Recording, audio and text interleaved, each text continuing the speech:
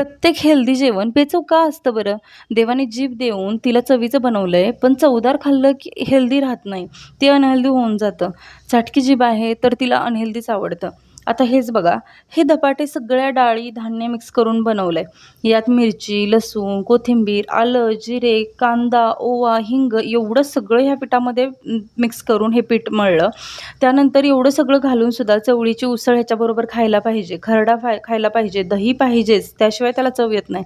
पण एवढं सगळं करून गाड्यावरच्या चायनीजची जी चव आहे ती ह्याला येतच नाही ना. पण एक आहे, जिभेला सवय लावणं आपल्यावरच असतं.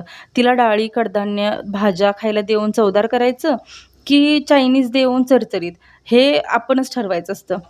हेल्दी खा आणि खात राहा, कारण तेच आपल्यासाठी योग्य आहे. मग ते चटकदार नसलं तरीही. आणि पटलं तर नक्की सबस्क्राईब करा, लाईक करा, शेअर करा आणि हेल्दी गोष्टी खात राहा.